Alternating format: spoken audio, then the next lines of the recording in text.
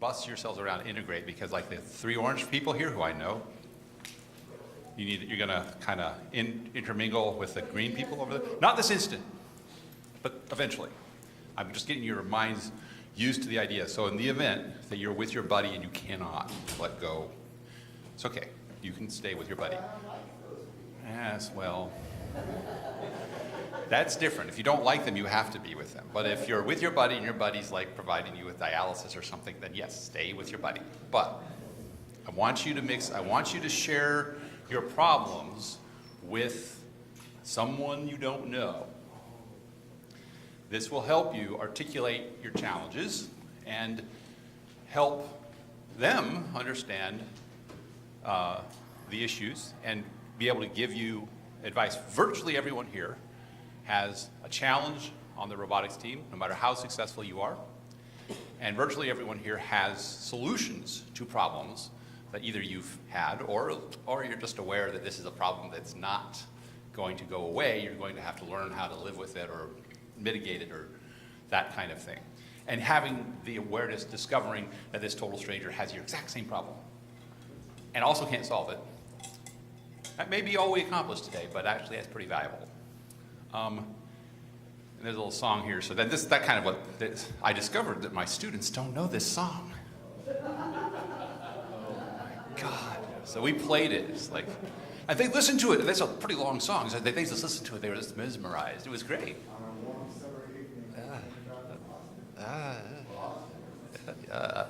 Somewhere.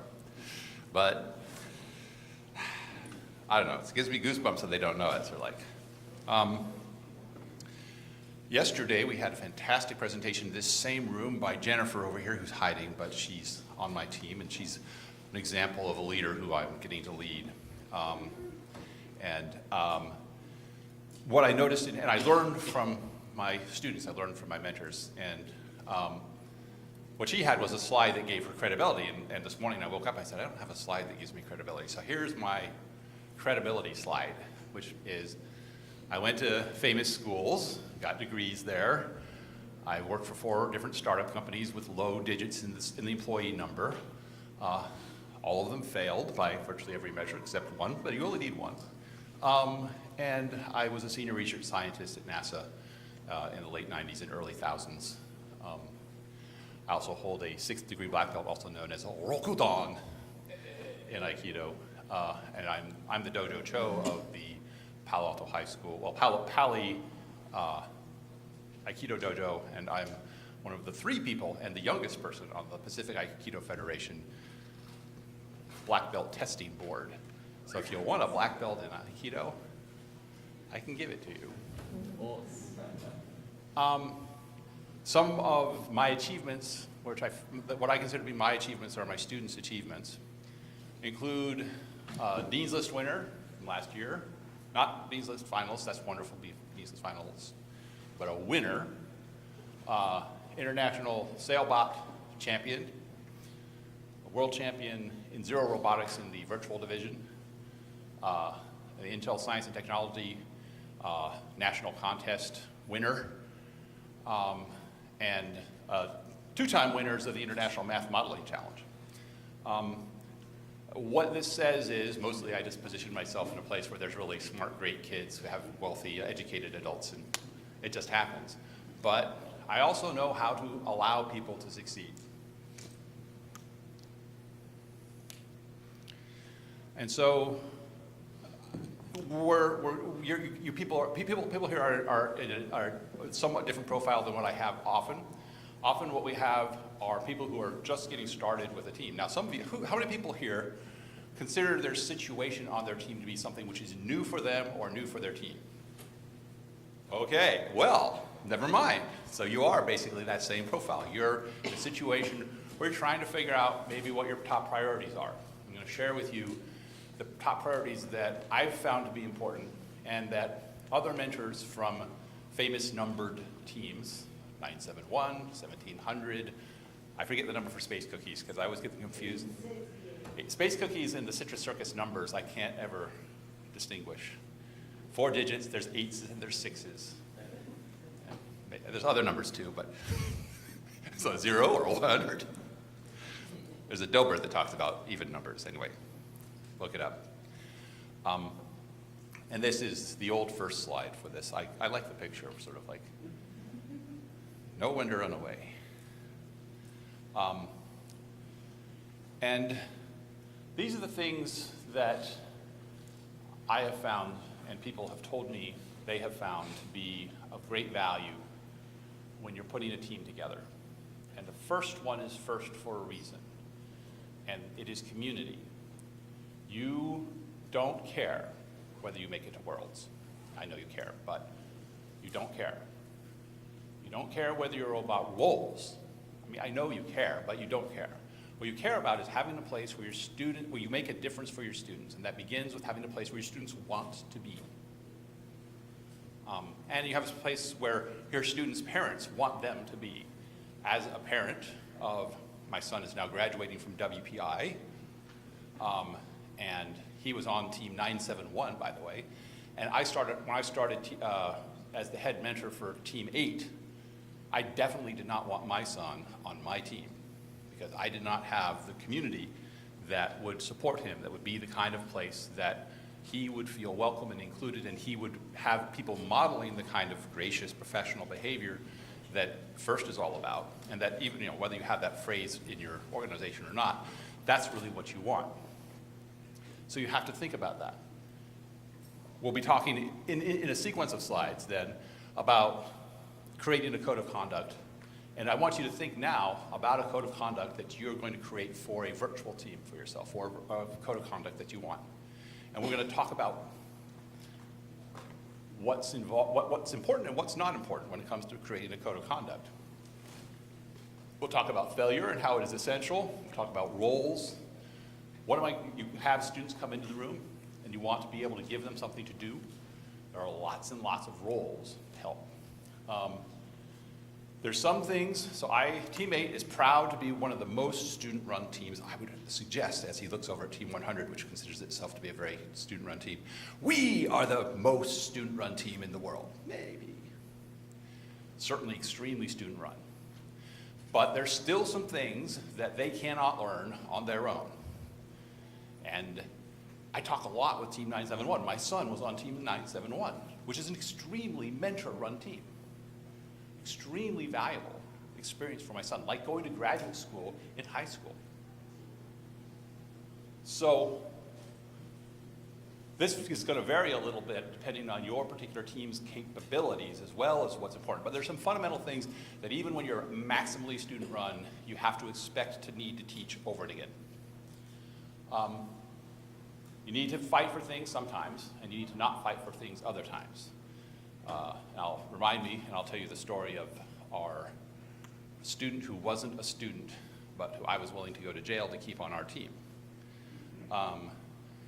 I've discovered from getting beaten up by my community, which has very high standards for achievement and stuff, every time I make a mistake, the Palo Alto community will tell me. And I have identified the criteria for making decisions that if you get them all satisfied, that everyone's happy. Incidentally, a corollary is you can never make everyone happy. And then maybe more advanced problems. We'll see how much time we have.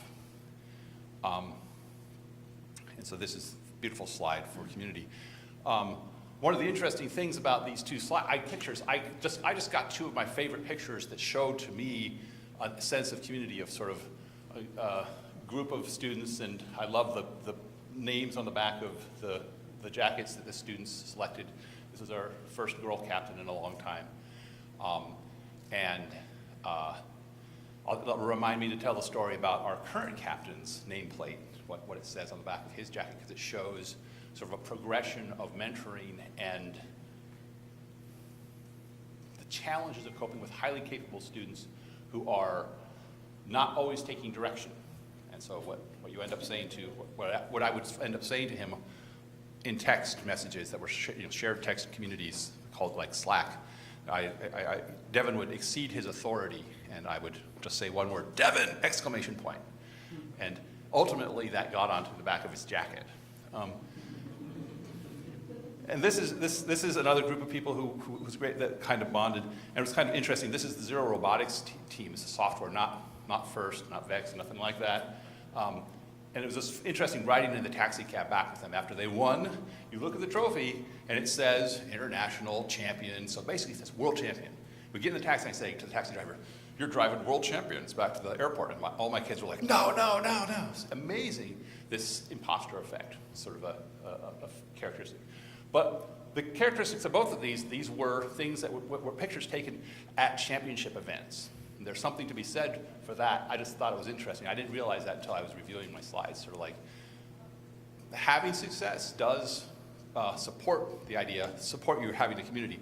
But we had to build community before we were able to reach these prestigious situations. So code of conduct. Now is the time. You have prompted yourself, I have prompted you with the idea that you're going to have to intermingle, that you're going to have to get together. I want you to form groups of 5. And I don't want more than 2 of you to be on the same team. Ideally, none of you is on the same team. You have 2 minutes to reseat yourselves in groups of 5. Go.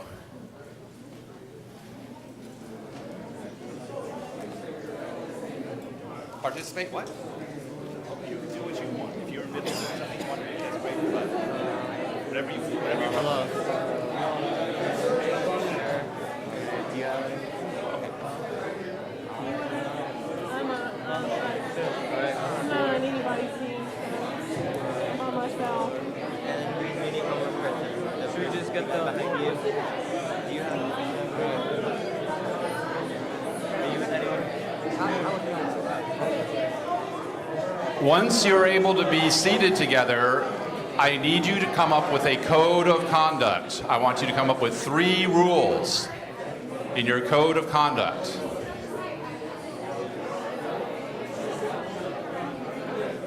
Three rules.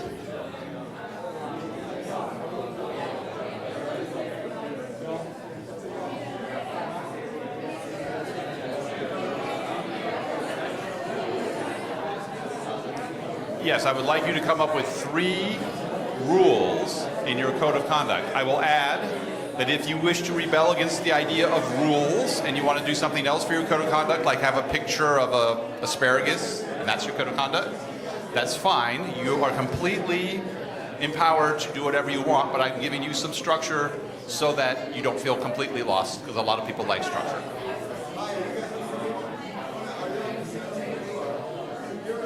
Welcome. Wait, you look awfully familiar.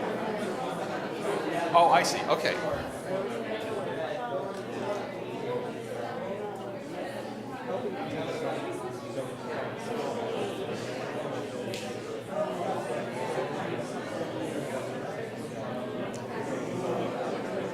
You in a group? In a group of 5? Did you just arrive?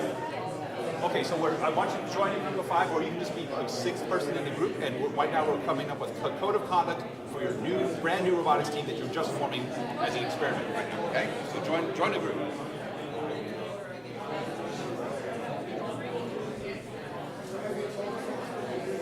Yes. That's fine. What am I supposed to do? Form a code of conduct, 3 rules. Discussion they have on this idea of code of conduct. Okay. One of our mentors is trying to push a code of conduct, and it's very different from a culture. I'm going to say what they want to us, Right. but that's very different from here is a rule. Absolutely. And so I'm going to, so some things I have opinions about, that I have an opinion about. So I'm going to give that, I'll share that.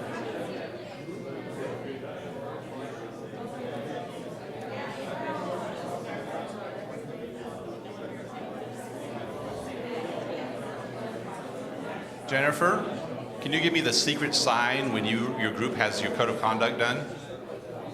The secret sign?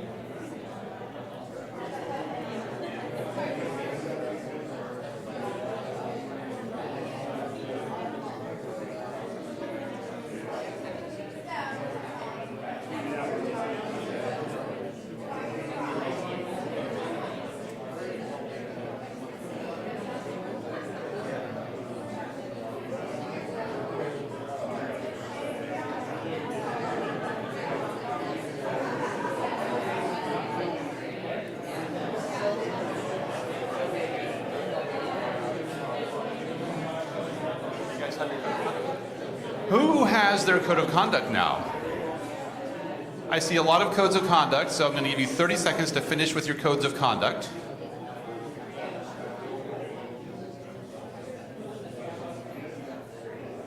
See a thumbs up there.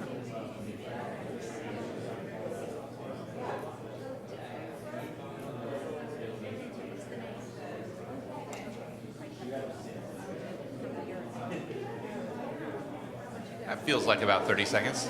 Okay, so if you could give me your attention now, we'll proceed. And does anyone have a code of conduct that they would like to share with the group as a whole? I see someone shaking. Go for it.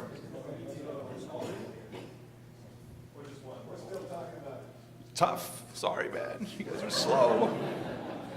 So our first one is respect for others. Okay. Our second one is integrity. Okay. And then our third one is exceed your expectations. Exceed your expectations. Ooh. Yeah, I have to agree that I like the exceed your expectations. That's sort of, that's, I like that. I don't know what to say, but maybe it's a little bit unexpected. The other reason I like the third one most is I can kind of think of examples.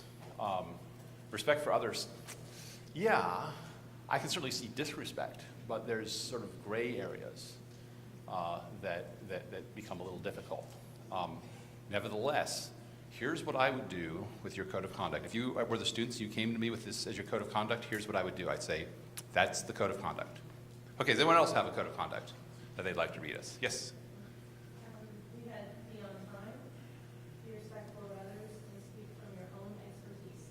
Speak from your own expertise. In other words, don't speak on things you don't know about. Okay, interesting. Sometimes Interesting. personalities get cloud. They're really strong personalities, so they share everything. Mm-hmm. And they share their own expertise. I think that, okay, that's fascinating. I think that last one would be a subject of interesting discussion and debate when you push that against sort of, there's some teams have a principle that says everyone has to make a contribution to the design process, no matter what your level of expertise. So how do you square that value with that value? Nevertheless, if I were your coach, you were the students, and this was the code of conduct you came to me with, here's what I'd say about it. That's your code of conduct. Anyone else have a code of conduct? Yes, sir. Listen before you speak. Respect. Google it? Oh, I love that. Although as a teacher, I discovered that I have to teach students how to Google it. They can go to Google, but they don't know what to type in. And so that's actually a tremendously valuable skill. But nevertheless, again, guess what?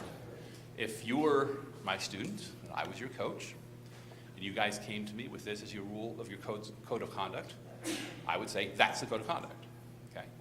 And the code of conduct, actually, there was a commonality. What commonality did we see amongst all the codes of conduct? Respect. It's an interesting point. I would say we still want to be able to measure that more. I would like, as an implementation of the code of conduct, to have something that's more directly measurable. But I still think that's a fascinating and valuable idea that has been a commonality. And yet, at the same time, different codes of conduct. As a leader of leaders, I am not going to tell you what your code of conduct is going to be. If you had, some group I pointed out that if you rebel against the idea of rules and you want to draw a picture of celery as your code of conduct, that's your code of conduct. You've created your community, and it's from the students. It's extremely, this is some of the things that we share, some of the things that I share with you will be my opinion, strongly held and based on some expertise and some credibility. And some things are based on sort of a communal thing where there's pretty common understanding and agreement. My feeling is that absolutely I want my students to own that code of conduct. I want them to accept or face the consequences of their choices. And they'll be fine. For this decision, it is absolutely essential to have a code of conduct. It is not absolutely essential to have a perfect code of conduct. You may not even need a good code of conduct, because over time, the students will discover that the code of conduct is not good enough. If you hold the students to the code of conduct, to me, a well-known, one of my favorite lawyer friends, she's on a school board, so she's kind of famous in our community. We were discussing, I don't remember the details, but there was some rule that the school district had that people thought was a ridiculous rule. And she said, well, then let's enforce it. And it's like, what? But it's ridiculous. And she says, exactly. The best way to reform a law is to enforce it if it's not a good law, because then you'll get a consensus about the law. If you kind of squiggle around it, then you don't. So that's your code of conduct. Now you guys all have a code of conduct as a framework in case when you go back, there's two things that you've got besides my beautiful wisdom that I've shared with you here. You also have some credibility with your community. You can say, I consulted with 4 other robotics teams and heard from an additional 10 robotics teams, if we finesse the fact that other groups, the intersection of the groups, blah, blah, blah. So we consulted with 14 robotics teams on this code of conduct. And it was agreed that this code of conduct was good enough, but maybe we can make it better. But now you have something to start with. To me, though, the thing about the code of conduct that's important is that it is an artifact of the community.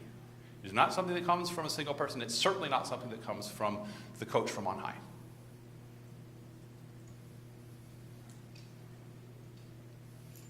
Now then, when you watch the video at the beginning of build season, you'll see Woody Flowers, and especially Woody Flowers, I think, but the other folks as well. They talk about how wonderful failure is.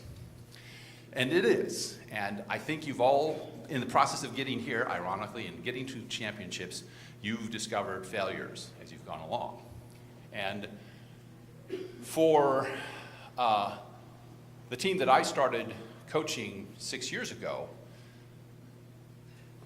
failure was easy. And I think, I don't have the picture.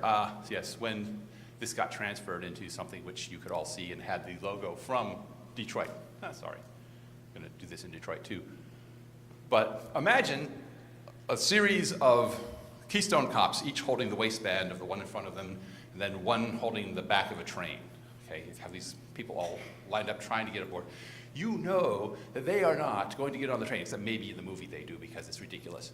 But the point is, you know, no single failure in that picture is going to be the only failure. And in some sense, it's easy, therefore, to let any one of those failures happen, because no one of those failures is the critical failure that's going to keep you from a team-wide positive experience. This is a luxury of a new or ill-formed or otherwise dysfunctional team. If your team is dysfunctional or is going to be dysfunctional, congratulations. There's no pressure when it comes to the failure, because you get to have any failure you want. You don't have to head off failures in this situation. And if you are in that situation, take advantage of it. It's tremendously valuable because you will get students who get extremely determined. If you've built your community, if you've got students in there who you want to have in there, which you do by creating a code of conduct, enforcing it, and having your community established, and then you have failure. And it is beautiful. And I'm still told the story of the leadership team who were seniors last year for Team 8. How when they were freshmen in the back of the van, they plotted because they did not want to, once again, have a robot that failed to score the whole tournament. All right? That was my secret plan. I wanted them to have that determination. I only found out about their plotting a couple years later, but I figured they had. You could tell by the way they acted. So this is the first part, but then you have a difficulty. The students who fail, the mentors who fail, don't always experience the consequences of the failure. It is the other people on the team who experience the consequences of the failure. And that can lead to some poisonous, toxic kind of situations. I have tried lots of things in this area to try and get the failure to be felt by the person who's failing. and generally not had a lot of success, because when I say, Jennifer, you messed up, Jennifer's my student, all that she's going to learn from that is that I'm an annoying person. I did, we'll talk about my rule on cussing in a moment. So she didn't learn that she messed up, really, although I put my full weight of persuasion into the effort to point out her failure, to make her know that she failed. The product of that effort is she doesn't want to have anything to do with me. Okay? So I don't quite know how to fix Jennifer's failures.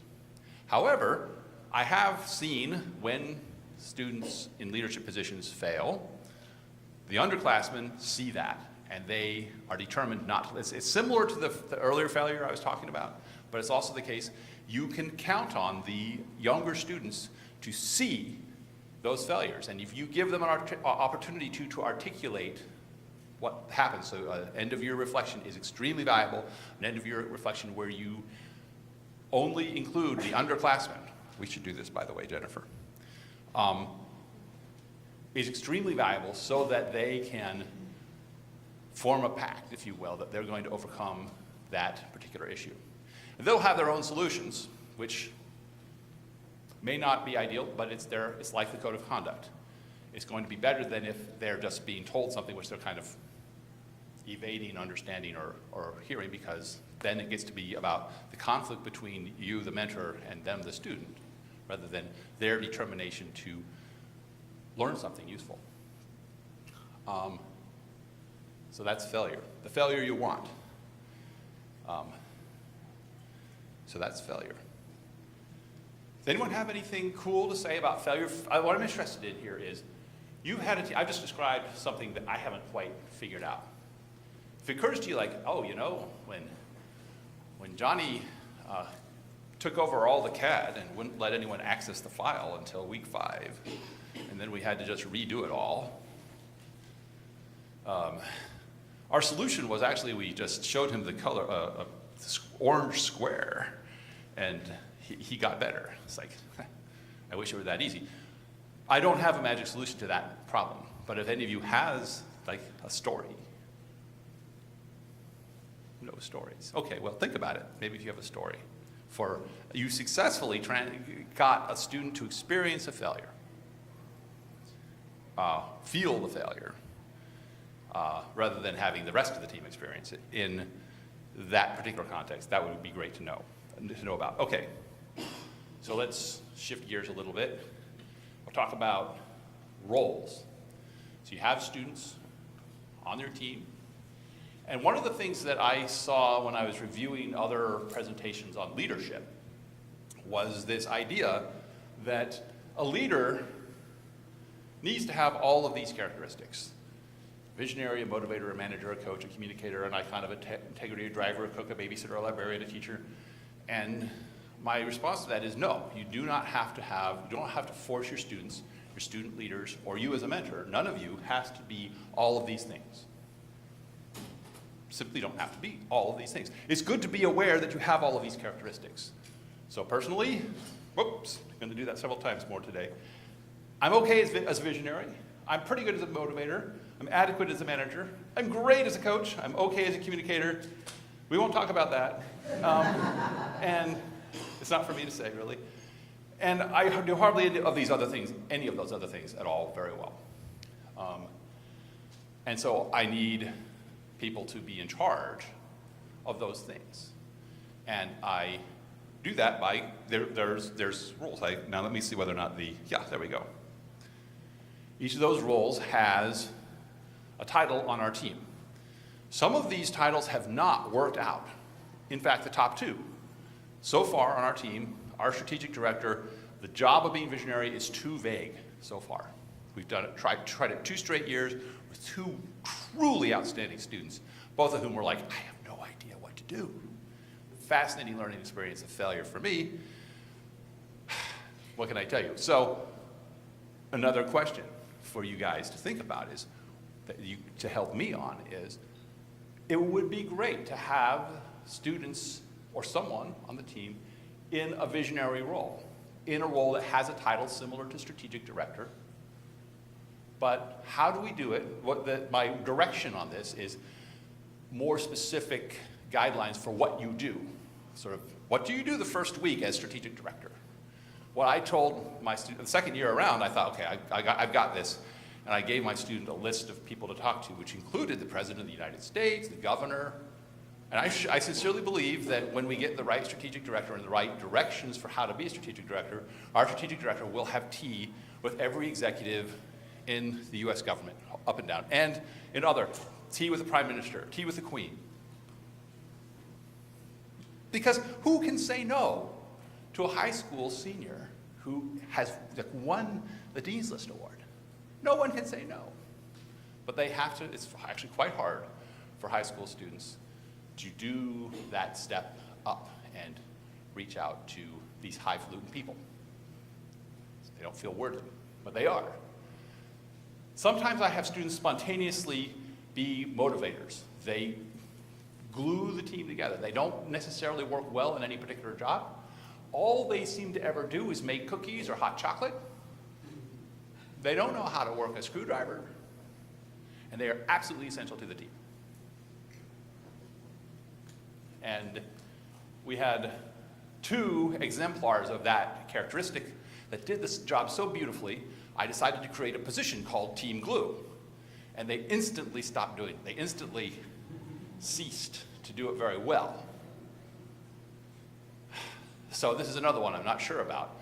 But at least be aware, recognize that when you have a student who's doing the Team Glue job, to recognize that. So the peak of the Team Glue job was when we had someone put glue on their nameplate on the back of their jacket. That was good. But when I bestowed the title, it didn't work. Project manager, it's worked pretty well. There's still some disagreements between me and the students about what a project manager is. I will tell you what a project manager is. This is what a project, and even though you know what a project manager is, a project manager does not make decisions about the project. Project manager does not fire anyone. Project manager does not change deadlines. Project manager does not change resources. Project manager knows who's supposed to do what and when they're supposed to have it be done. They know what other resources are available to get the project done, and has evidence of whether that project is done, evidence that doesn't require a high level of expertise. The autonomous mode goes from the right back up to the front left. Does not require me to know anything about coding or control theory. I can watch it and see it made it. No problem. As a project manager, I can check it off. We struggle. We're kind of go back and forth because as your project managers get better at assessing how things are going on, they become more technically adept, they're more influential, and then they start to give advice. And frequently the advice is dead spot on correct, which is great, except that's not their job. And so how it is that we keep people in the project manager job or allow that job to kind of grow organically is something that I'm still thinking about and exploring. And it seems to be a case-by-case thing. But nevertheless, having the concept of a project manager, that at least that role is fulfilled at a certain point in time. At this moment, I am functioning as a project manager, and I am only assessing whether or not we've met the criteria we've established last week, not the criteria I made up today, the deadline day, the criteria I created back when we were planning what was going to happen. That's what I do with my project management. And then your team captain, or your sub-team captain, makes decisions based on the information that comes from the project manager. So decision-making is separate from the project management. And the decision-making is down here at the bottom, captain. Lab manager is our most successful job that we've created. And part of that is transforming it from a notion of being a maid to being someone who's in charge of everyone and everything. Every physical object in our lab is under the jurisdiction of Vyamika. I was hoping she would say. So Vyamika is our lab manager. She's in charge of everything, even the pencils in my office. Now that doesn't mean that she gets to go in my office and mess with all my personal stuff, but If I do something with my personal stuff that she notices, and she's allowed and required to notice everything, she can complain, Mr. Kuzma, could you please get all this Aikido stuff out of here? That kind of thing. But also, she can recruit anyone on the team captain, me. She'll say, I need you to move this from here to there. And she's the one in charge. She's not the one doing the maid work. She's the one who's in charge of everything. And the lab manager job then finds themselves taking tools and delivering them to the build captain and seeing how the tool gets used. Where before the lab manager only was interested in organizing closets and making lists, now your lab manager, who stereotypically is a girl, because girls are trained at some level to make lists and organize closets, you're now putting that girl in a position where she's now getting closer, physically closer, and interacting with and learning about the mysterious world of fabrication. And so this has been our most successful role. And so I took and had a student who's now basically majoring in art at the University of Chicago, but she became our build captain. She became our lab manager. She became our build captain. She became our team captain. She took us to Worlds 2 years ago. Yeah, you coach. I should actually break this down more in terms of different roles of coaches. That's something that I'm learning about, but this slide's a little bit old. I haven't really thought about that. But certainly you can have that separate role, and you can have students function in that role. It's essential that you have communication. In the process of making decisions, you will have meetings in which you might have a note taker. You should make it a formal thing where you have minutes that record the decisions that you make and distinguish between the decisions you're making from the discussion. I don't have a problem if our team has copious notes about the decisions, about the discussion that happened regarding their decisions, but also I want separately minutes which only contain the decisions. And you follow Robert's Rules of Order about that. And there's all kinds of tutorials and stuff about how to do Robert's Rules of Order. But the barrier you have here with the Robert's Rules of Order thing is it does seem a little overwhelming. So what I will do, one of the things I do directly teach is I will run meetings at the beginning of the year, beginning of the time that a student has become a leader on the team, to model the behavior. And they hate that. I will usually run about a half of a meeting before the team captain takes it over and says, okay, I know, actually I learned Robert's Rules of Order. I see how you're doing this now. I didn't think that you could do it so efficiently, and you can. You can basically say, if no one disagrees with this, we're gonna do that. And as long as you're actually giving people a legitimate opportunity to raise that objection, you can efficientize. You don't have to do secret ballots and all that sort of thing. You can be very efficient, but it also requires that you record your decisions. Yes, sir? It seems like it's clear that recording every detail of the whole discussion leading to the decision is critical.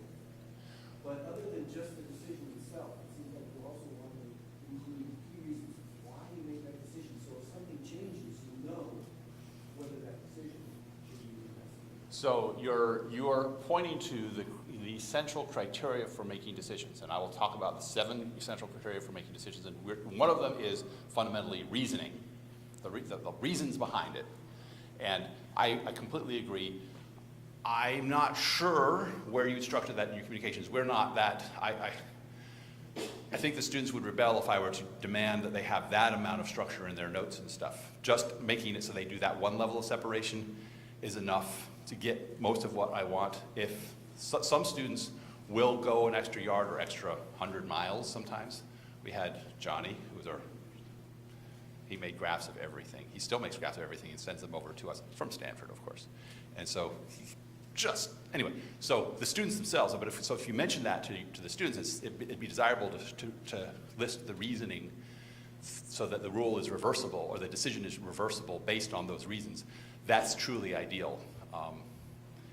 I'm not sure whether to require that outright in the way the team runs, because it'll depend on, your team might not be capable of doing that at that level of rigor.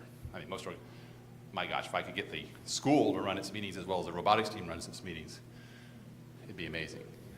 Okay. There's also an element of integrity, which actually speaks to part of decision making. There are times when I have to make a decision and I cannot tell her why. someone's parents are getting divorced, and I let them go to the competition even though they missed 3 weeks of lab hours. It's like, she missed 3 weeks of lab hours, why are you letting her go? I can't tell you, you just have to trust me. It's just the way it is. And so you have to develop a element of integrity. Part of that's connected to your code of conduct, but also it's that part of the issue there of integrity for your leaders is recognizing that sometimes not only do you have to work to build up your integrity, you have to be able to give people the benefit of the doubt. You have to be able to give people discretion. Say, she is the head mentor. It's her decision, and I'm not going to question it beyond a certain level. That's important. Okay. Roles. Are there any other roles that I'm missing here? And I missed what I don't have. Another beautiful picture, my favorite thing, we missed out, the pictures just got dropped out of these sets of slides. There was a nice big cinnamon roll, see, that I had, because it's a big roll. You guys that match? Yes, sir. You said you wanted audience interaction. Yes? Let me propose a twist on this, and maybe there's a discussion or other experiences. Sure. The beginning of I met Chris the other night in the bar, and we talked for an hour or so he's going to tell my story. The beginning of our year, there was the idea that the adults would select kids for various roles on the team. And so we sat down and kind of put our heads in, is this person the right person for this, and this the right one for that?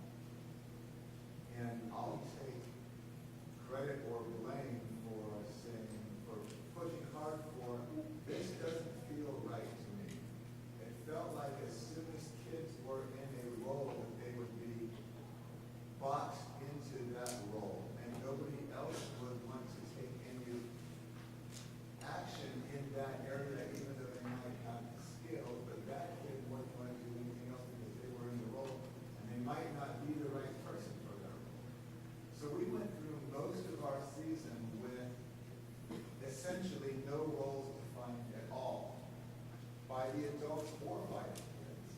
Yeah, 971 does that. The kids just kind of bubble to whichever role they felt appropriate. And I'm not sure if we were successful or not, but Well, yeah, well, believe it or not, that's very much how 971 does their team. It's only like 1 or 2 years ago when they started having even a team captain. It's like my son he didn't have an official, until he got onto the field, he was the field captain because he had a little hat or whatever it is, little armband. And so like that, finally I was able to say, my son's the captain, yay. But other than that, we have this huge hierarchy for our team. But that's not necessarily the only model. So some things I have a strong opinion about. This, I think it depends on the team, individual culture. Yes, sir. Well, I think both of you guys spoke about something that I've experienced as well as the role rejection in a sense. And we don't actually, the mentors have influence over, but our captains end up taking their peers and placing them in different roles. But sometimes, yeah, you get to the spot where you take it, hey, you're fantastic at CAD, we're going to have to put you in this design group. It's like, no, I wanted to go program. And essentially, you're trying to assign this role because they're fantastic at it, but they have this role rejection. I'd like to point out, No, she's next. Hold on. So you let him finish, and then she'll go, and then we'll come back to you, maybe. But in that, in your solution, and this came from an FLL coach, every meeting they sit down, give a solution.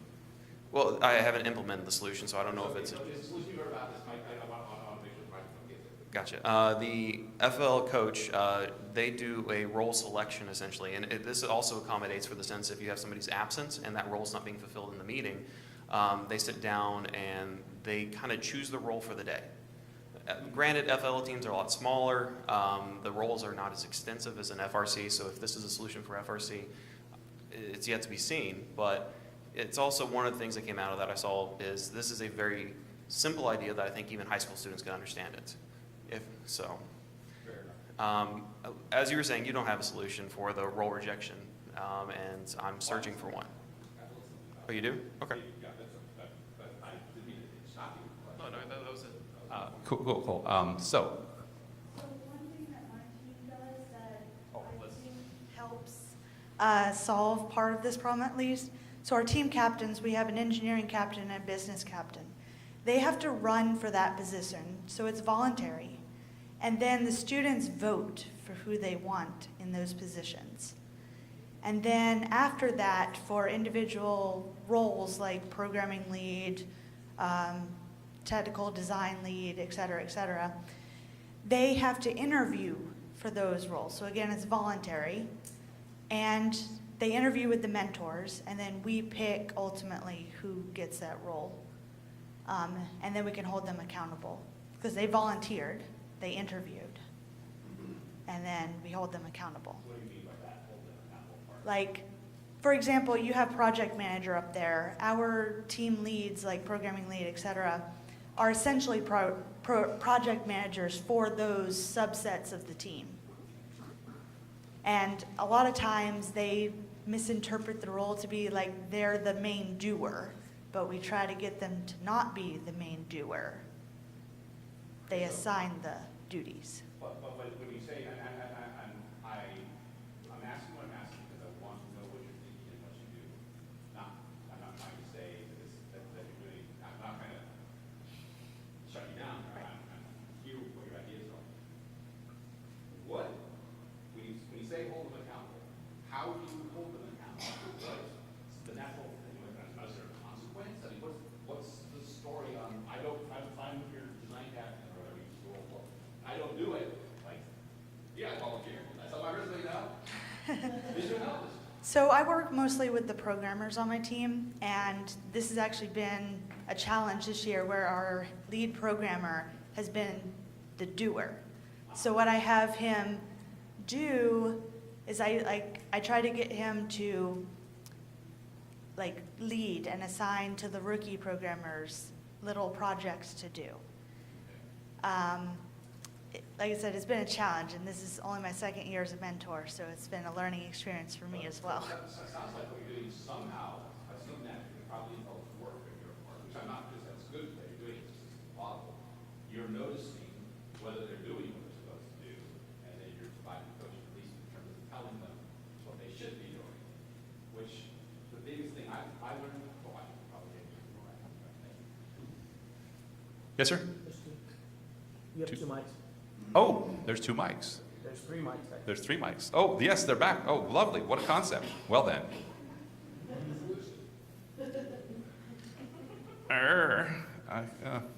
Oh, this reminds, it's inherited, and there's a lot of people who have this. I noticed this with my son.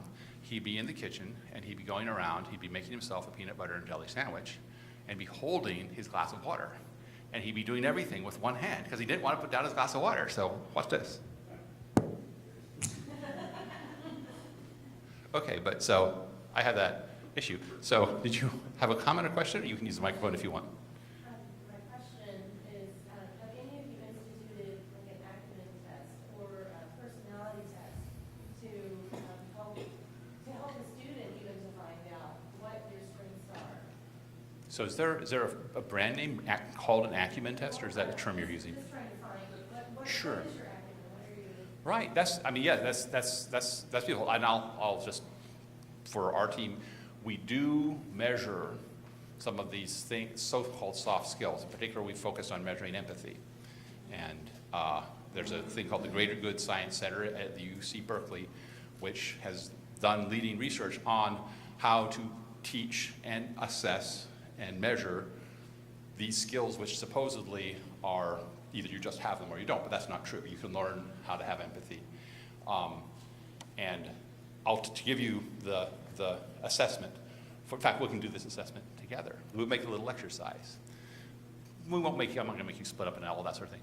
But just find someone near you and please determine what they're thinking and feeling. You have 1 minute. Go. No, make it 30 seconds.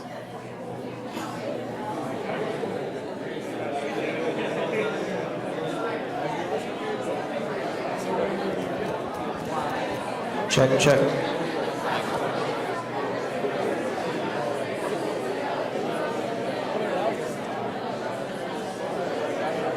extension, you have 3 minutes. Carry on.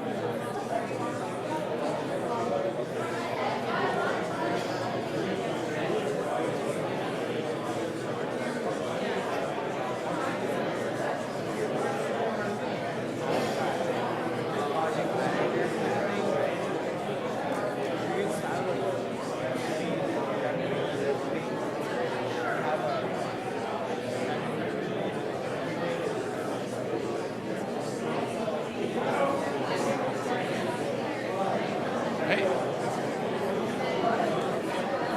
More or less. Yes, ma'am.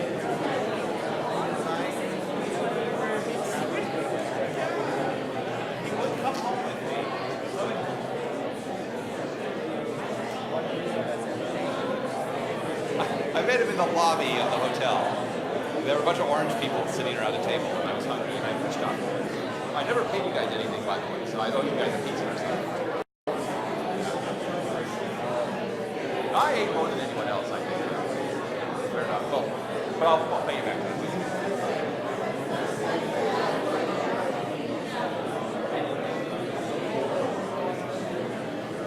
Okay, work on coming back to me here.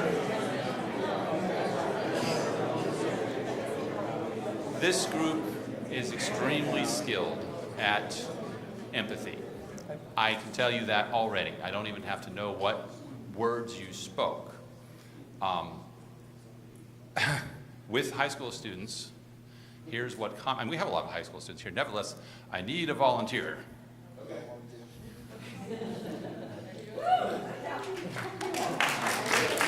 Okay, let's remember I'm a black belt. Ooh, a raptor. Oh, like XKCD. Wow. Jennifer, a raptor. All right, anyway. So, what am I thinking and feeling? How impressed you are with mine. That's a pretty good guess, but both of those are pretty good guesses. Why do you think that? Fair enough. That's pretty good. So he used objective evidence to determine both of these things. I'm smiling and I'm looking at his eyes. No, that was you at the bar. So it's the green hair. So I got to tell you teachers about the green hair. Just remind me about telling the green hair story. But okay, now I'm gonna do the same thing. What are you thinking? You're thinking pretty blankly. You're thinking pretty blankly. Okay, I got 100% on that. And what are you feeling? A little nervous? You're a little nervous. He's a little nervous. Okay, thank you very much. You can have a seat. I got 100% on that too. Notice the amazing mind reading skills that I employed. I asked him how he was feeling, and I asked him what he was thinking. It is amazing how infrequently, and until I was 52 years old, how infrequently it occurred to me to ask someone what they were thinking, to find out what they were thinking, and especially to ask someone how they were feeling, to find out how they were feeling. I consider not being particularly astute at doing visual cue recognition thing, Is that person just dazed off? Are they happy? I can't tell. Are they having trouble keeping the corners of their mouth down? Are they happy? I can't tell. So for some of us, recognizing things, following those nonverbal cues is very hard. And for some of us, we don't give the nonverbal cues that correspond to how we actually think or feel. Because we smile, because we're trained to smile, you're always supposed to smile. Doesn't mean that you're actually doing okay. As a teacher, what I discovered, the single most important phrase when I'm teaching is, are you okay? So a student is acting up. I want to employ the Aikido on them. I want to go, throw them out the window.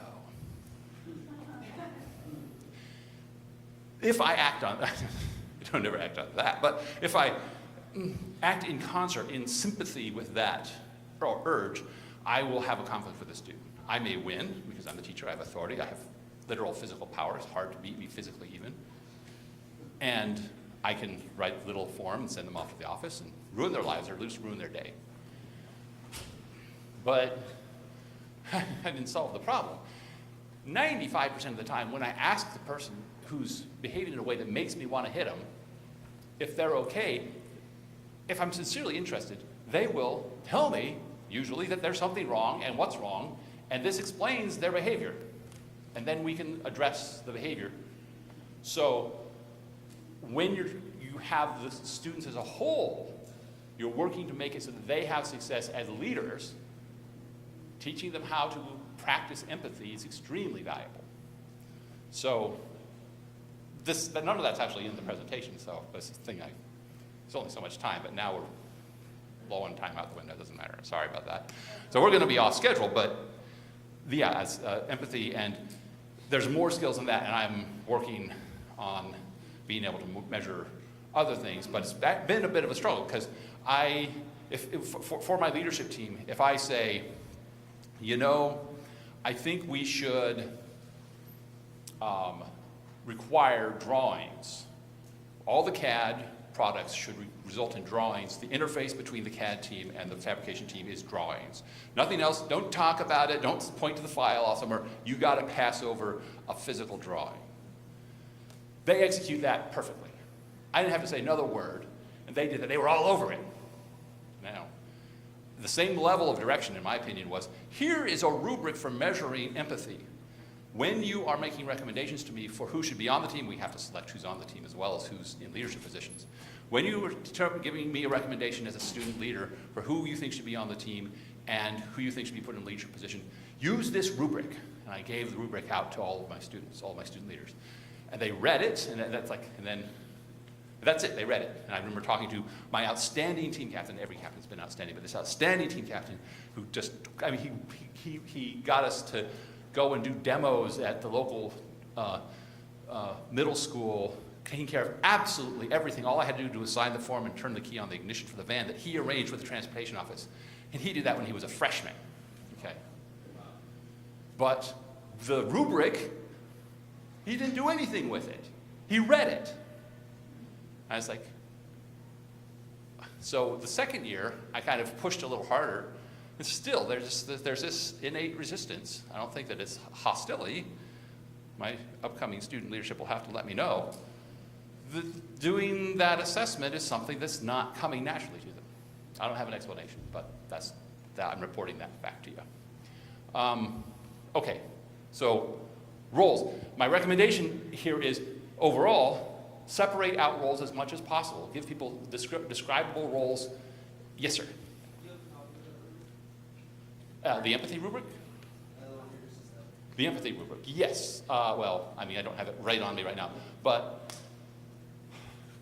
get in touch with me, like pallyrobotics.com, there's an email address there, and ask for an empathy rubric. I can absolutely give that to you. Or for quick, do a search on Greater Good Science Center, UC Berkeley. And they have a whole raft of rubrics and other measures that are extremely valuable. There's a book called The Other Side of the Report Card, which has a number of rubrics in it as well. And you would have to look it up, but that's that. Someone else had a hand up over here? Yes, sir.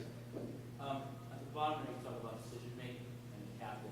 I'd love to hear your thoughts on the role of the student and the role of the mentor. beautiful. It depends on the team and the team's personality and the capabilities of the students and the mentors and the community. For Team 8, our parent community is the richest, most well-educated community in the world. That means that our students have been mentored in many ways to the max when they walk in as freshmen. And therefore, I give them a lot of authority and responsibility for running the team and making decisions and learning the technical material they need to learn even. That probably won't work in every community. That certainly won't work in every community.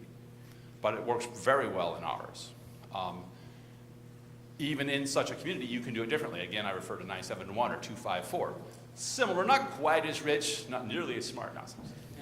I'm actually a Mountain View parent, so, but they are much more mentor driven. The 254 model, I am told by my spies, is that the students have ideas, it goes to a mentor, the mentor processes and recommends it, but then it does go back down to the students. And I don't know quite what happens after that. I think maybe there's another cycle where mentors actually do a lot of the physical fabrication elements. But there is that step which our students are now interested in exercising, where before they didn't want to have mentors involved at all, because this year we had a special taste of not making it to Worlds. We're here because we have these wonderful presentations, but the team isn't here because all the mentors were screaming about a design decision that the team made. It's like, don't do that, focus on this other stuff. It's like, and they didn't, and we were like, go for it, all right, it's gonna be interesting, and no, just missed. So, but I will say for virtually every team, this is a model that I think will work. The relationship between the head coach and the mentor is a lot about discussing and deciding on jurisdiction. It's a meta decision. Who makes decisions? Did I say that? I said head coach and the team captain. Yes, I'm sorry. Yes, thank you. Who makes decisions? So the team captain will frequently come to me and say, can I just decide to have us go to Northern Arizona? And I was like, that involves a lot of money and things that are coming from the parents, the booster boards. We need to have some adults involved in that decision. On the other hand, team captain comes to me and says, should we buy more of this or that kind of motor controller? I'm like, you got to do the research and figure it out. You can ask me for advice on what the preferred options are, but you have a budget, you need to spend it, you need to make that decision, and if you're wrong, great. But I'm not going to make that decision for you. And I'm not going to I want you to get as much information from the mentors as possible, but that's your decision. So I become the clearinghouse. One of my skills is kind of being able to identify where in the community that decision has to be made. I'm not always right, and that's where I run into, get people, you'll find out, in my community, you'll find out when you've not consulted with the necessary group. Yes?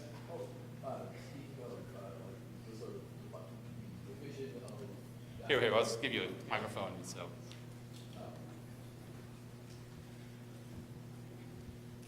thank you. So, just speaking of the sort of division and delegation of the responsibility of decision making, you've got between the head coach or the mentor and the team captain. How do you feel about the sort of role of the team captain delegating that out to other sort of leadership positions? Broadly speaking, I am in support of any decision the team captain makes. If I'm not sacrificing the health or welfare of the team. I'm sure someone could come up with a counterexample. Says, well, what about this? I was like, oh, okay, fine. But the starting point, the place where I am going to be leaning heavily towards is, it's your decision. You're the team captain. If you want to do delegation, I'm glad for you to make delegation because the team is big enough. You can't make all the decisions. We'll discuss the risks associated with that because if the team captain takes on the role that becomes completely the same as the mentor, the head coach, then the skills of the mentor in that role are absent. And so you want to take advantage of those skills, and that requires an awareness of the existence of those skills on the part of the team captain, which isn't always true. That isn't always there. So That's what I would say is that generally, people who are more willing to question their own judgment serve better as team captains and are therefore able to consult with the coach when they're not sure. And then what I get to say is, yes, you can do it, as opposed to after the fact saying, whoa, man, come on, why didn't you tell me about this? But it's ultimately about communication. But will you stand behind the decision as a coach? Virtually always. I mean, there have been times when, and so this is one of the interesting things. So selection of leadership is something that, generally speaking, I will defer to the students, but I am the official decision maker on that. Because when it comes to deciding who's going to be the softball captain, the team captain will come to me and say, I want this person to be softball captain. And then if I just let that happen without being the one to make the decision, then mom, a person who didn't get to be softball captain, goes to him, and that's not acceptable. I can't have my team captain facing parents. So that's sort of, I put myself as a protector, a buffer between the parents, other parents, and the students. And so in places where a parent might legitimately come and have a complaint, I have to be at least the official decision maker. And that means also that I will sometimes actually I will make the decision that goes another way, because usually those decisions also involves potentially information that is confidential. That whole thing of kids going through a divorce, parents are going through a divorce, I made them softball captain anyway. Kids needs to be on the team and needs to be in a leadership position. His leadership skills aren't as good as this other person, but if they're not the softball captain, they're going to be lost. And so I make them softball captain. That has worked well, actually. But those things are things that the students aren't in a position to make that decision. But I try, but generally speaking, I feel like I imagine I'm cutting off a finger every time that I do something that's against the student's recommendation. Yes, sir.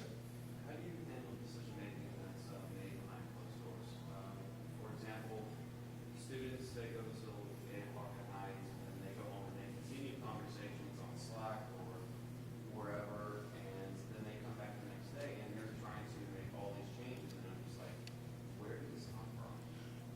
Good, excellent question. We're grappling with that a little bit. I don't know if Jennifer has any comments about that in terms of what she's thinking about for next year, in terms of what she wants. Were you paying attention? Oh no, you were. So do you have any thoughts, or do you just want me to keep going? Yeah, so I mean, we have this issue, right? Decisions get made. Before we had Slack, it was much easier for us to see where the decisions got made. And we could see when the decisions were being made behind closed doors because there was a door behind which the decisions were being made. Now, sometimes you can't tell that a decision is being made behind closed doors because you can't even see it being made. And so we are struggling right now, or we say struggling, we could say we're processing mechanisms. Here's the fundamental issue in my opinion. I saw this a year and a half ago for our team. But other than pointing it out, I don't know how I could have, other than really producing a lot of conflict, altered the decision-making process. But what I did was I positioned myself in places to kind of nudge awareness of that fact up so that the students started to boil, if you will, about this problem, and then they will come up with a solution. They care just as much as you about having there be transparency in the decision-making process. And because of their acumen with the technology and one another, they are often going to be better at coming up with a solution. And even if their solution is not terribly good, they will own the solution. And therefore, they will follow that protocol, whatever it is, much more than whatever. So I could require, well, we have a meeting, we do Robert's Rules of Order, we take minutes and all that sort of thing. And decisions only get made at the leadership meeting. That's sort of my old-fashioned approach to it. But if I just force that on the students, not clear it's going to work. So even though we kind of have that officially, that's where decisions get made for us, by us, it's still something that's kind of being pushed back and forth by the technology and the culture. I don't have a perfect answer for you other than to remind you that your students care, as I said, your students care just as much, if not more, about the team culture, it being a successful place. And if you help them understand that there's a problem and that they can solve it, and that they can solve it as well as you, because guess what? They're smarter than you. All that we have on them is that we can look ahead and look better than them because we've screwed up more often. We remember all the mistakes we've made, and that's the advantage we have over them. It's a huge advantage. But when we have defined the problem, and they have the basic skills required to do it, to address the problem. So sometimes there's a CAD problem that maybe a mentor would be able to solve. But for this kind of thing, team organization problem, usually the students can come up with something that is just as good as anything I can impose. So when you get frustrated, you want to kind of try not to do that. Yes? What would you suggest for situations, like you said, where the decision-making was confidential on the part of the coach or the mentor, and the students or the members sort of rebel against that idea? It's hard. It's tricky. You have to. You can't do it very often. So if you have a lot of confidential situations arise, then then I think you'd have to have a development of the team culture that was able to process that somehow. I'm fortunate enough that I don't have to make that kind of decision more than about once a year. So when the students see me make that decision, it sort of stands out, and sort of like, whoa, Kuzmal made a decision. He probably had a good reason for it. That's what I'm hoping they think, as opposed to just Kuzmal was crazy that day. But who knows? Yeah. So to your point about decision-making, like, that you don't know about and that goes, at least in my professional line of work, that's where the communication comes in, where if we have documented that this is a decision that's being made, and more importantly, that's communicated to the leadership team, to the team as a whole, that is the decision, and if the decision needs to be changed or a revision needs to be made, additional communication needs to be drafted, and decisions need to be revised, and then you communicate that to the team, so the team is aware and on board with those sort of things. Yes, absolutely. So when you make a decision, when you're disseminating it, you can say, well, we put it in the minutes. No one reads the minutes. Well, actually, they do, as one of our students who put a bunch of curse words into the minutes just to see found out. This was several years ago. So students now at CMU, by the way. So you got to use all these things, even the ones that are now apparently getting outdated. So Jennifer tells me that it's old people do Facebook now, and I don't even have Twitterview or Interchew or whatever the hell it is. Instagram, that's it. Okay.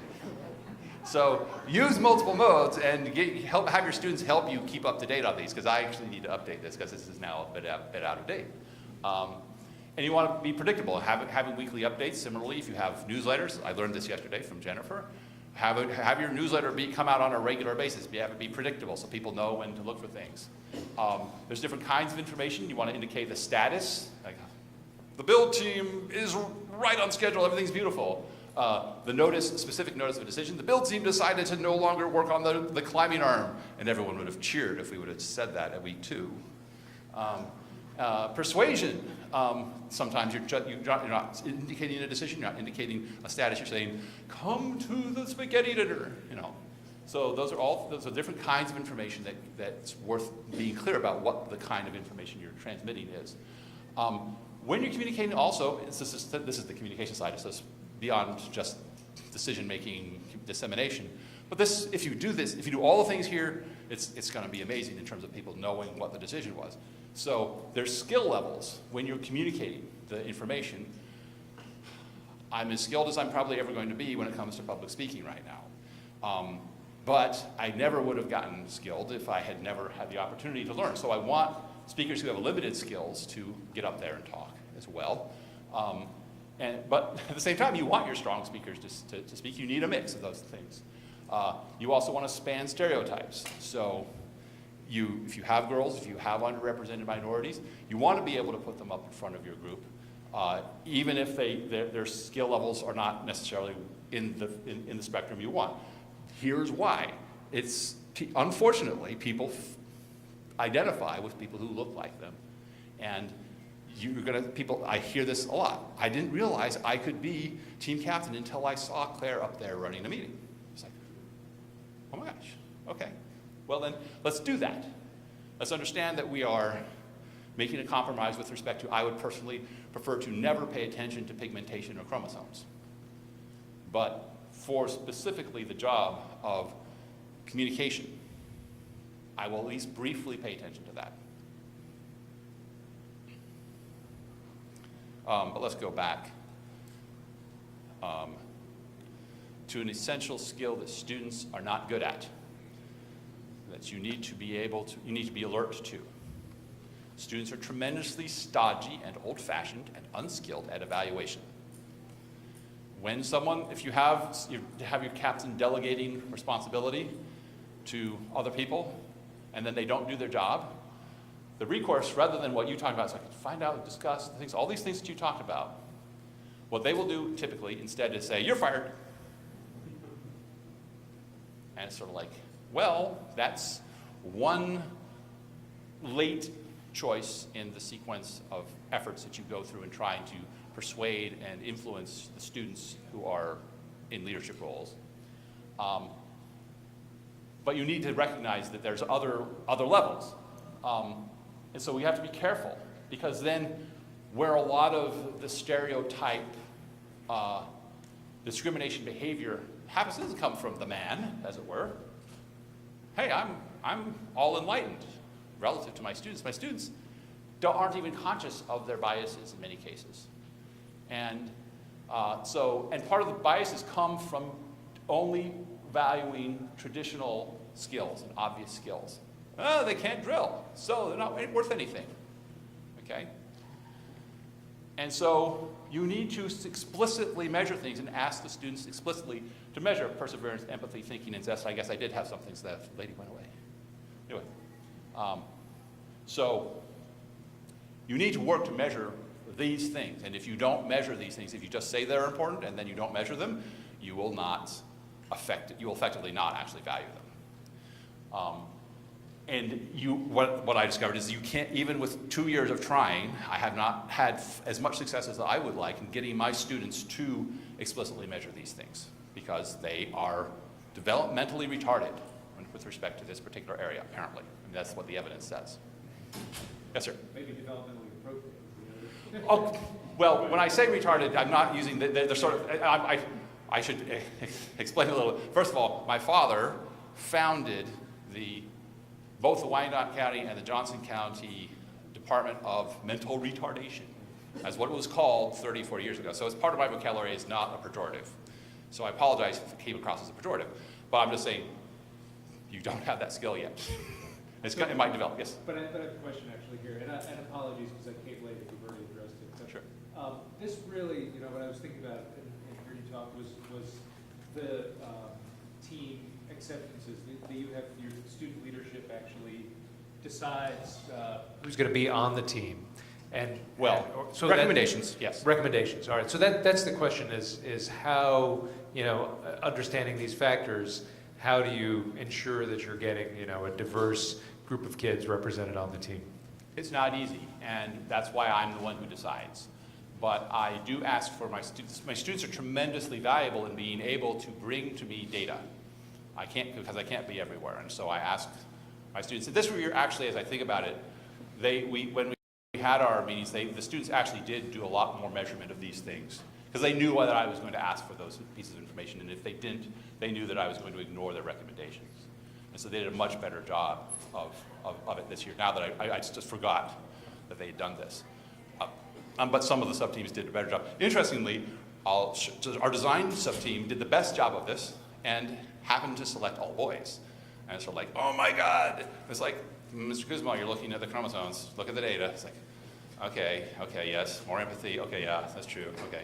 So that's just the way, but it was a statistical anomaly. By doing this measure, these kinds of measures, we obtained substantial diversity relative to the group of people who came to our information session. There's another point though, by the way, just as an aside. Have a room full of people. If we measure the diversity in this room, if this is the information session, and then out of this group, I select a group that's even more diverse than this group, I'm having a certain amount of success. But if I'm only getting a certain demographic cut into the room, in the information session, where anyone can come, there's still some barrier somewhere, and we have that. Our information session diversity is very poor. And there's reasons for that, but we need to work on it. There's innocent reasons for that, but we need to work on it. And I think I said all these things. Just a few more example kinds of assessments you can do. I can't tell you, some of them are a little bit vague, but you should be able to come up with some measures. They're really good at juggling. They know what polymorphism is. That is actually a more technical thing. But we talked about this one. And students who are able to sketch a wheel are tremendously valuable. We have an art sub-team. We have also a design sub-team, and those two sub-teams, in principle, are interchangeable in a lot of skills. But nevertheless, we get a lot of girls in the room when we're talking about art, having an art sub-team. We get relatively a lot of boys on the design. We're still working on that, though. So be sure to measure what you value. We talked about communication already. And let me do two things. Let me check the time, because I'm feeling, well, we're coming up on 3, so we still have more than a half hour, but I still sense you guys have been hanging in there like champions, but man, it's been a long day. How are you guys' teams doing? Yeah, most of you aren't doing very well, this is the way it is. They just won? Cool, cool. What are they ranked now? Oh, 300 seconds. Okay, let me talk about cussing. So, when I when I went into the robotics lab for the first time, they had a team meeting, the 30 boys and 1 girl on the team, and I got up and first thing I said to the team was, "Wow, we don't seem to have very many girls on the team." And the 1 girl said, "I'm on the team." I said, "Yeah, I understand." And a boy said, "What do we need girls for?" And so I got to make a joke, but well, think of your favorite joke. That would go as a repost to that. And after the meeting, or some certain point in time, a student was using a lot of cuss words. It was just part of his natural vocabulary. And I shared with him that I wasn't going to be allowing cussing in the lab. And he was like, "But these are just syllables. I mean, they're just part of my vocabulary." And I think, I understand. But they represent a boundary that we as a community establish. So when we talk about that code of conduct, that was my one code of conduct rule that I required. And the way that went was, I guess it's a really important code of conduct rule. And the way that went was that when someone cussed, I would ask them to step out of the lab for 300 seconds, just count to 300. And he was very clever. He counted 300 base 2 or stuff like that. So, but the point was that he noted it. He got that experience, and he actually came to own that rule and enforcing that rule. And in explaining that rule and the motivation for it was not, someone over here was talking about it being a Christian thing to not be cussing. That's not the point. It's respecting boundaries. And I'm demonstrating to everyone in this community that I can control myself in this area that doesn't matter. Thank goodness, because I need to be able to demonstrate to you that I can control myself in an area that doesn't matter, so you know when it does matter, at least I have the idea of controlling myself. If I am going to cross this boundary, what other boundary am I going to cross? So by doing that, I'm showing respect and showing people that this is, we're talking about respect, right? Showing people that I can respect the boundaries that exist in the lab, exist hopefully everywhere, but especially in the lab. Okay, so but I want to kind of check ahead and see where we are. I think I do want to talk about decision making, and I think I want to talk about, it's not really the over-involved mentor as such, although you may have questions about that, but these are my 4 go-to lines that I find very useful in having conversations with people who are asking something of me, and sometimes I want to give it to them, but sometimes I need some clarity, and these 4 lines help me out. So remind me, we're going to come back to over-involved mentor, and we're going to talk about decision making. We might also talk about heterogeneous populations. These are they 7? 1, 2, 3, 4. Well, there's only 6 today. There's 6 or 7 criteria for making decisions. Some of them we are all pretty well aware of. Almost everyone, especially in the United States, understands the idea of inclusion. If you are, the notion of a closed door meeting, people immediately understand that. It's a fantastic thing about our society. We complain about, concern ourselves with all of our shortcomings as a society and a civilization. The fact that virtually no one has to have it explained to them that inclusion is important is tremendously inspiring to me. Nevertheless, Kuzma will say, no, anonymous forms.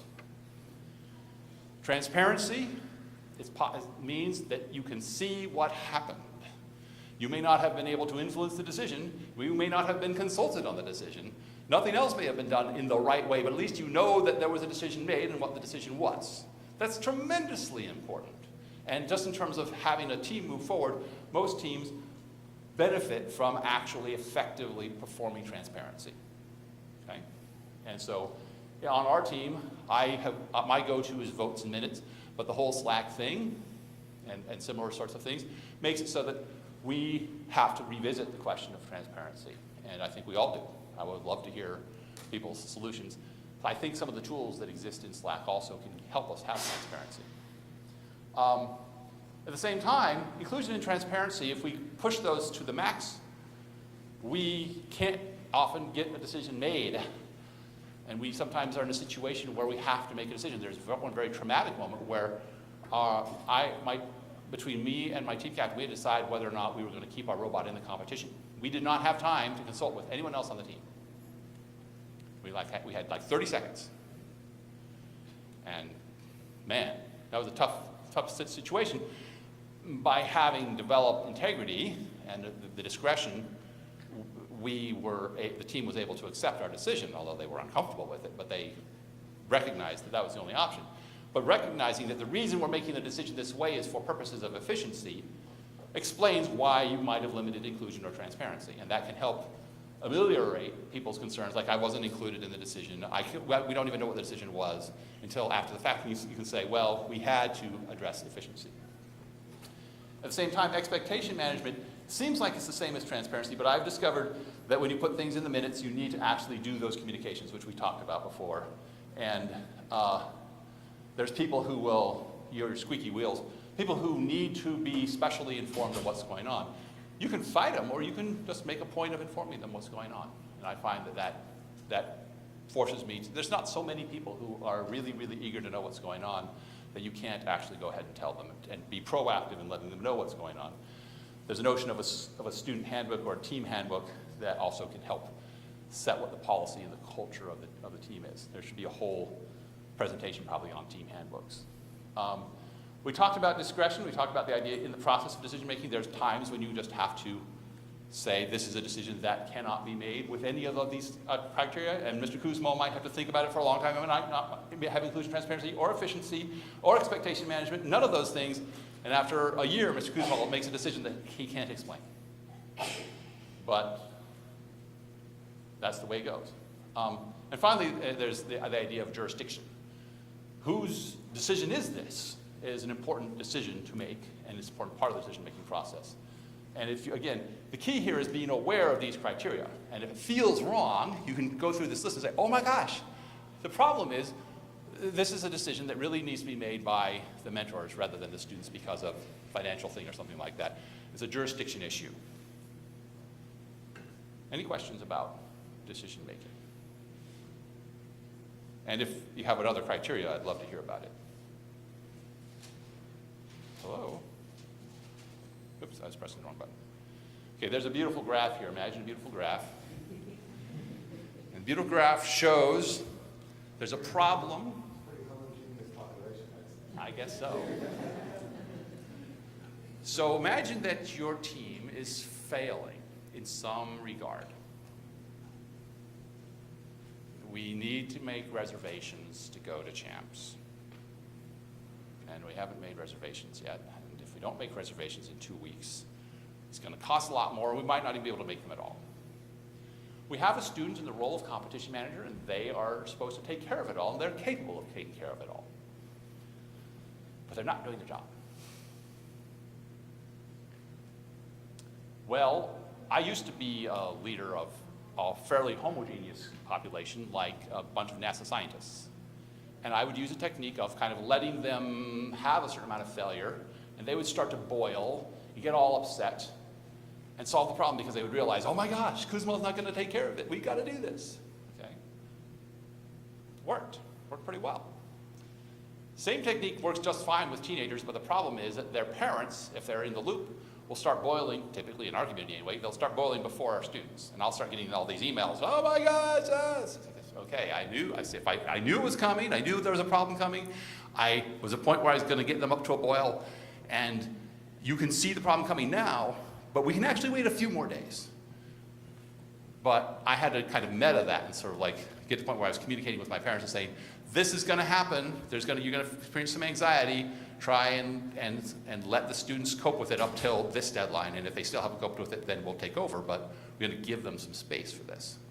The downside to that is that the parents will then surreptitiously push their children to solve the problem because now they've been alerted a little bit too much. So there's a little bit of balancing act. But the key point here is that heterogeneous populations, populations with different kinds of reactions to the situation, are very common in FIRST. We have mentors, we have students, we have professionals, we have undergraduate, we have junior mentors. Did junior mentors go away? We have junior mentors that's college students who are mentors. We have teachers, we have administrators. Each one of these populations reacts at a different rate to the situation. And it's important to be aware that you have these heterogeneous populations and you can't always necessarily give the same style of communication to the whole community and expect to have the kind of reaction that you want across the whole community. We're going to kind of skip splinter teams unless people like really want to know about splinter teams, because I think it's an advanced topic that I don't think we're worrying about right now. And mentors under-involved sometimes. But I'm just going to finish up with the over-involved mentor slide. It's not really over-involved mentor, but sometimes I'll get a parent who comes to me, and this isn't just in robotics, this is a teacher. I really, as it turns out, my wife uses these, and she's a relatively senior manager at Amazon, and I've shared these with her, and she's like, oh, these are great. I'm going to share them with my vice president. Yes. The first one, she completely ignores. She doesn't care how people are. We talked about, are you okay? But sometimes I'll get someone who comes to me and they talk about something that's awry in the world or with the team. And I'm not quite sure what they want me to do, or I feel a certain pressure to move a certain way, and I feel like maybe I should volunteer to this or that. And it helps, just like with empathy, where you ask, what are you thinking and feeling? Asking, what can I do for you, helps to crystallize the purpose of a visitor who has some issue or concern. And very frequently, and nowadays, now my current team captain will come to me, he'll have some anxiety, and he'll say, what can you do for me? Nothing, I just needed to vent. Okay, thank you, so that's cool. But he's now aware that I can't do anything about certain things, but I'm there for him to vent to, so we kind of can structure the communications a little bit. Sometimes someone has something that really would ideally be done. We have, if the robotics lab was always perfectly organized and clean and swept every half hour, and if we had safety protocols perfectly done, and everyone was included in every decision, that would be ideal. And that validates the idea that someone has or concern that someone has, but it doesn't commit you to solve it, at least not today. And what can often come out of that is by validating the idea, and this is the important thing, because people want their ideas validated sometimes, and they're willing to solve them for you. You say, that would be ideal. I say, well, can I do it? Can I solve it for you? I say, why, of course. Absolutely. And so this is a key for developing more mentors. It's like someone comes to you, validate their idea if it's a good idea. That you just don't have the energy to do it. You say, at least tell them that it would be ideal if we could do that. And then there does come a point sometimes where you feel like just cussing at them. And so you can use the phrase, I don't know what to tell you. And it's the only line my wife ever used, apparently. I don't know what to tell you. But it's a helpful phrase to use when, so these can get you through a lot of conversations and appeals to get you to some progress, or to at least close out the conversation if it's not going to get anywhere. So that's all I have that I've covered. let me go back and just make sure there's nothing. We did talk a little bit about persuasion and stuff, but I think, and so I'll leave that slide up and invite y'all to have comments or questions in general. I think maybe people would just like to find a cozy place to take a nap, though. Yes, sir. So what are some effective ways I can ask for feedback from students and then act on that feedback?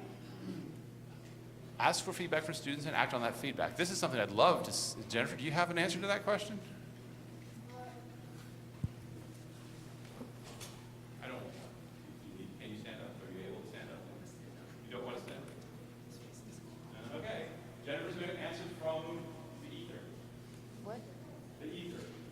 Okay. Visibly. So my business captain, who is very good at acquiring feedback from a variety of sources, I think is good at, can answer at least some of this question. How can a mentor get feedback from the students? What? Does that make sense to the question? Yeah, and how should I receive that, act on it? How can he receive and act on feedback from the students? I know that people sometimes try forms. Like I've had people talk to me, because I also do workshops, and people tell me about how their mentors try to do forms. But most of the time, I haven't heard that going particularly well, because people either kind of ignore or don't do much with the form. And when you ask people in person, from what I've heard, most people just say like, "Oh, you're amazing," because you don't want to hurt people's feelings. But personally, I find that if you just like talk to people in a more reflective kind of format, like, hey, it's the end of the year and I want to know what went well and what didn't, people generally seem to open up a lot more once you start offering your own insights. Like say, hey, it seemed like you guys thought this, what do you think? And then by giving a like diving board into the discussion, people generally operate a lot better. So let me kind of follow up on that a little bit in terms of, can you be a little more specific in terms of the kinds of situations where you found it challenging to get feedback that you were hoping to get but you didn't get it? This has been my first year mentoring. When I was student lead, I sat down with those students and I talked to them, hey, how do you think I'm doing? What can I be doing better? That worked to some degree. People tend to, things are going, you're doing fine. And then I hear later what I was doing terribly. Okay, so there's a thing in teaching called wait time. And it's when you're in a classroom situation, you ask a question, what's the Pythagorean theorem? What's the Pythagorean theorem? Okay, the Pythagorean theorem is the square root of x squared plus y. I did not give the group long enough to think about and respond to the question. A corollary to that is what I think you may have experienced, where you asked for some feedback. It requires some patience. And in some sense, the patience got executed on, because you did hear about it later on. The fact that you advertised to the students that you wanted that feedback, I think made it so that ultimately it did get back to you. They knew that you wanted to know, weren't comfortable telling you at that moment. And so if you are aware that there's going to be a loop around which it's going to go before it gets back to you, that's helpful. There's also just a general technique which I use for morale building and team building, which this indirectly is more about praise than it is about criticism, and it's usually from the top down, but it works the other way. So Jennifer's the business captain for the team, and the team captain overall. Ooh, someone left a wallet. Okay, so if anyone has a wallet here, we'll try and address it. It looks mostly abandoned in terms of what's in it, so we'll see what the story is. Where was I? Our team captain. All right, so I can give Jennifer praise. Well, Devin, our team captain, can give our sub-team captain, so she's under him in the hierarchy, and in a way I'm above him, although we try not to emphasize that I'm above. But if Devin, the team captain, tells me, Jennifer came up with this great business plan, and is a little more specific than that, would probably be better praise than that, but for our purposes. If I then go to Jennifer and say, hey, I hear you have a great business plan, she knows that I found that out from someone, probably Devin, to whom she titularly reports. And so she knows that people have been talking about her in a good way behind her back. And that's very powerful in terms of morale. I can see that same technique can work in the other direction. You say to Devin, I think, I want to know what Jennifer thinks of how I manage this thing. And I'm not sure how she feels about it. And so you can get proxies to find out for you how things are going on. Yes? What is the functional difference on your team between the junior mentor and mentor? The junior mentors are usually not around as much, but they're on Slack, and so they complain on Slack when they see something they don't like, and then they're ignored. On the other hand, the more senior mentors are in the lab, and they see something they don't like, and they complain about it, and they're ignored there. It's a little bit humorous, but the point is that the more junior mentors are more integrated into the social media communications.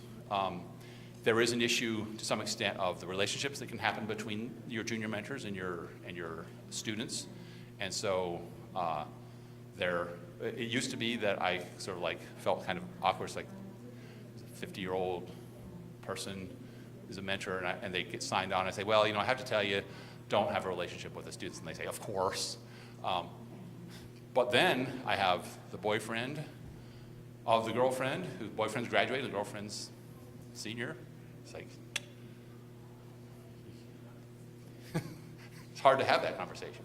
But he says that you are now acting as a professional. So there's one of the fundamental differences in that they view them, recognizing and mentoring them to recognize themselves as being in a different role now is critical. And indeed, on build kickoff day, I went around and cussed at all of my new mentors and told them, what the bleep are you doing? And they were like, you're breaking the rule. I was like, you're a mentor now. You're an adult now. And I'm not trying to damage our culture here, but I'm trying to shake you up a little bit, make you recognize you're in a different situation now. Right now, you guys are planning the design of the robot. That's not your job anymore. You have to be coaching these guys on planning the design of your robot. And so that coaching is something that I'm relatively new to as well, because I only have a relatively new crop of junior mentors. They are also a tremendously valuable lifeblood to the team to reach the next level of performance. As I think I mentioned, my son was on 971. Now he's a junior mentor, if you will, for 971.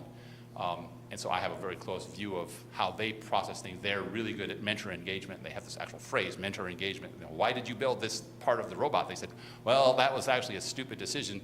That was mentor engagement. You should go down to 971's pit and say, where's the thing you did that was stupid, but you did mentor engagement with it? And they'll show you the part which is overcomplicated and stuff. And indeed, what's interesting about them is their priority is student learning, but they execute on it in a different way because they have different capabilities than we have. And I've gone off on a tangent a little bit, but the junior mentors are tremendously valuable, but they do require some meta mentoring. Anything else? Okay, you've all been very, yes? Oh, I just wanted to see the slide on Splinter. Oh, sure. Sure, absolutely. Happy to.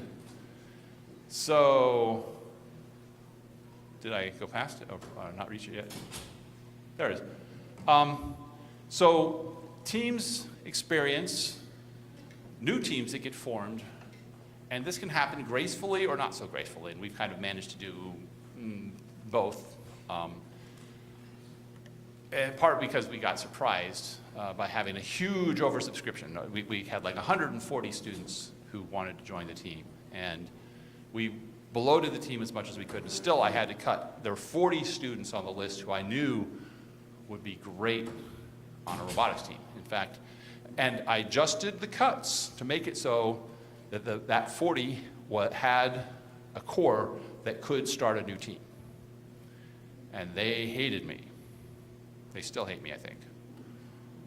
And some of those students, though, got into extremely prestigious schools they wouldn't have if they'd been on our team, because they would have just been extra parts. But they were major leaders and founders of a new team.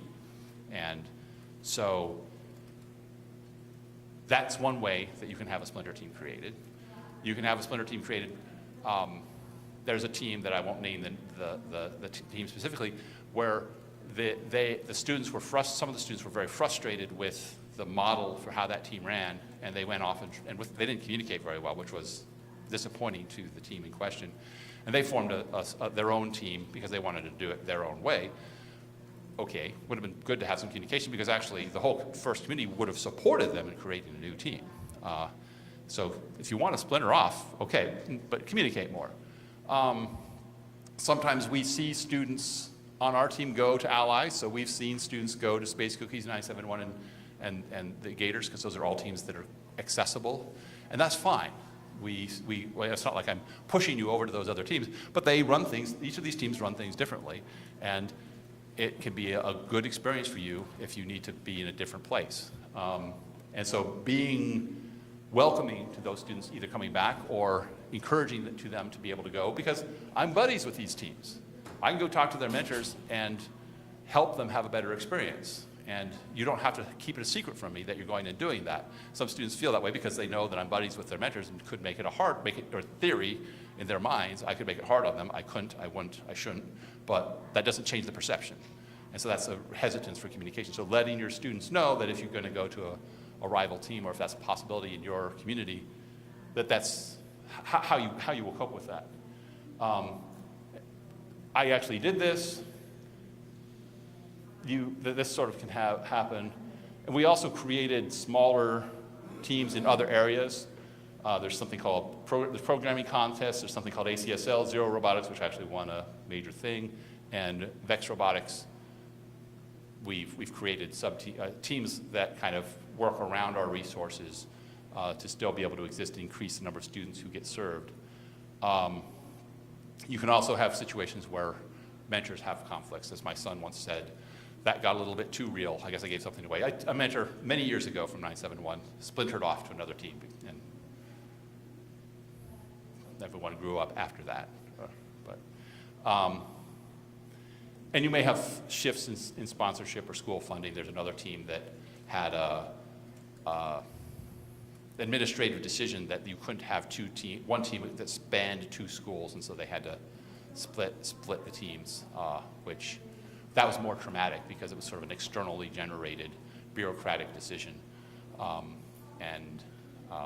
I would have been involved in that, I might have pulled my send me to jail thing. I'll tell you the send me to jail story if you like. So we had a student who was, we struggled to be successful at being inclusive in terms of diversity on our team in certain ways. We're doing well with girls, but we have very, very few Hispanic and Black students. Now, our population is not very diverse in the first place, but nevertheless, we're not representative. And I happened to have one particular student who joined the team, but he wasn't actually a student at Palo Alto High School. He was at a school that didn't have a robotics team. And he was excellent, a fantastic leader. Without him, we would have had to cut 5 other students from the team. 5 other Pali students would have had to not be on the team if he wasn't on the team. So it was a real easy decision to put him on the team. But then parents of students who didn't make the team found out, whoa, non-Pali students on the team, but my student's not on the team, lawsuit or whatever. And so the administration said, no, you can't do this. You have to kick that kid off the team. I said, no. They said, well, no. You don't have a choice. You have to kick him off. I said, call the police. You will have to drag me away in handcuffs if you're going to make me prevent this student from, it's kind of the opposite of George Wallace. George Wallace was a governor who stood in the schoolhouse door and said, yeah, I'm not going to let blacks into this school. It's kind of the opposite. You're going to have to send, the student is coming through the schoolhouse door. I don't care what the law says or the regulations say. In that situation, I knew what was right. And it was tremendously free, it was amazing. Like, whoa, this is against the policy. It's unprofessional of me to do this. I'm doing it anyway. You don't want to do that very often. But the cool thing is that sometimes you should do that. Sometimes you just have to take a stand. And the administration caved completely.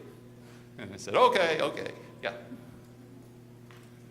So as a young team, just starting out, we've had 8 years, but we're at a point now in a small community where the student population is growing, but up to this point, we haven't had to eliminate people from the early pool. Right. How do you work through that as a young team? How do you transition? So we did go through a transition where anyone could come in to, all that stuff, because it's going to be, I'm not looking forward to it. no, it's my least favorite.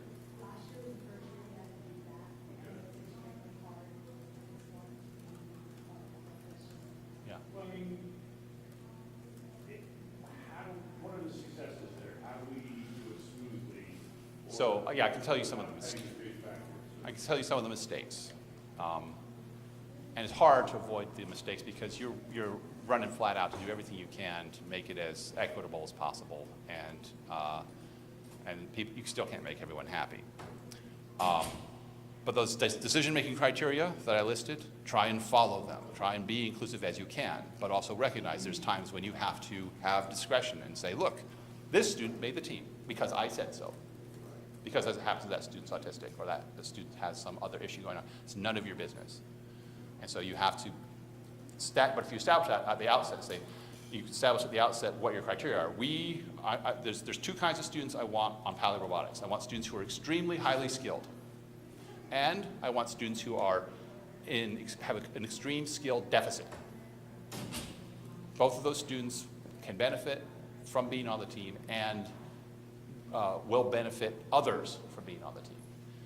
And now someone says, well, why didn't my student make it? It's like, well, I'm not going to tell you. College admissions policy. If you watch how college admissions operate, they don't tell you exactly what decision criteria they used. You could argue that that's not